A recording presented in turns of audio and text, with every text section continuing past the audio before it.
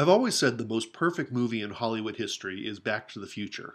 It's not revolutionary like Citizen Kane or Jaws, but it's airtight. And if a movie was a diving suit, you want Back to the Future to be your diving suit. I don't love this movie. I have a massive love for Zemeckis' next film, Roger Rabbit, which is arguably not as tight, but has a lot more interesting thematic things happening. And I do have a passion for another movie, which I'm going to say was probably a direct influence on Back to the Future, Alfred Hitchcock's Rear Window. In some ways, Rear Window is even more perfect, where Back to the Future trims off every bit of fat, leaving nothing but setups and payoffs to add to either the plot or the comedy. Rear Window is, unsurprisingly from Hitchcock, a cold technical masterpiece. Every shot in the movie takes place from Jimmy Stewart's apartment. Well, every shot until Jeff falls out the window. But beyond that, everything he sees from his window adds to the general theme. Is a happy marriage possible, and what does that look like? The voyeurism goes without saying. Show's over for tonight. Preview of coming attractions. The guy's dating Grace Kelly, and he needs to be convinced to see what's inside his apartment. But the thing I want to talk about in this video is the opening shots. Just that.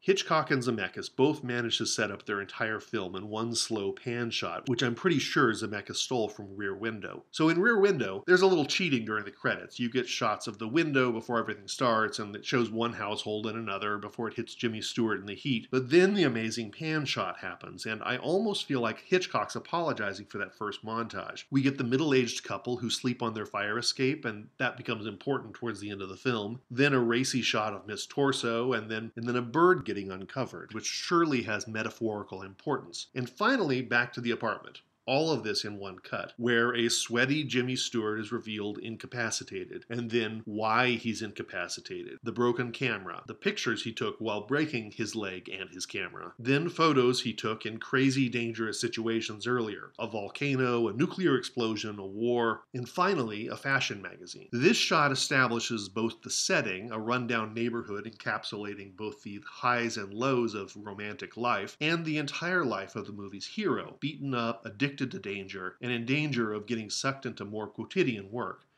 Why they didn't use Grace Kelly for the magazine cover girl, that's beyond me. But all of this is the big argument the movie lays out. Can Jimmy Stewart settle down in New York? Can Grace Kelly adapt to more explosive adventures than she faces on Fifth Avenue? Did you ever eat fish heads and rice? Of course not. Zemeckis is a little bit more purist with Back to the Future, but it's equally effective, and it's a bit more of a slow burn. You get the obsession with clocks. Hopefully you've seen the movie poster and you know what's coming. A little weird to have a Broncos clock in there, but hey, I'm a Californian Broncos fan too, so that's all good. Then the signs that Doc Brown lost his ancestral home, the Gamble House in Pasadena, if you happen to be a tourist passing through here. And then the scientists Edison, Franklin, and Einstein.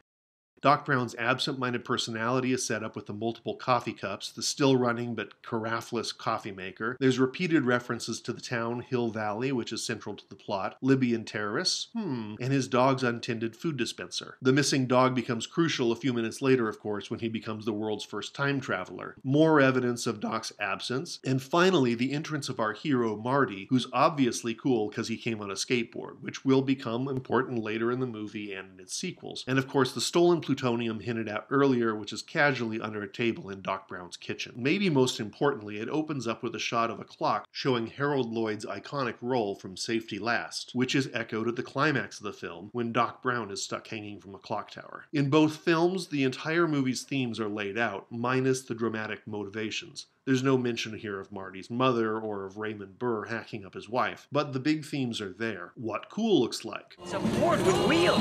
It's an absolute dream. Timey-wimey stuff. The consequences of absent-minded adventurism. International terrorism. Not something that usually pops to mind when you're thinking about Back to the Future. And with Rear Window, you get Jeff's unhealthy life choices and his potential domesticity, preceded by the sexy beginnings and unsexy remains of married life. I'm not stubborn, I'm just truthful.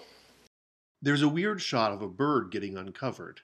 And again, Hitchcock's movie plays both sides. You want Grace Kelly and Jimmy Stewart to find the middle ground, and they do, but marriage is still an adventure unto itself. And much of this film is about marriage and urban living as a cage. The obvious cage of Jeff being locked in his apartment, Grace Kelly desperately in love with a man who doesn't respect her lifestyle. Well, when am I going to see you again?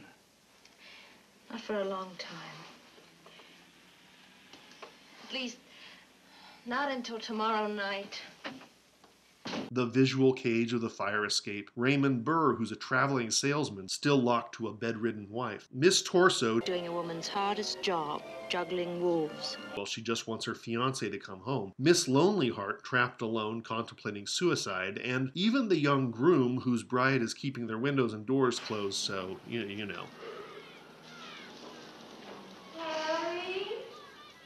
So just like Zemeckis never quite resolves the issues of the consequences for our actions, Hitchcock leaves the outcome of his glamorous couple way up in the air. Probably they end up sharing a fire escape. Or maybe they globetrot and eat fish heads with rice.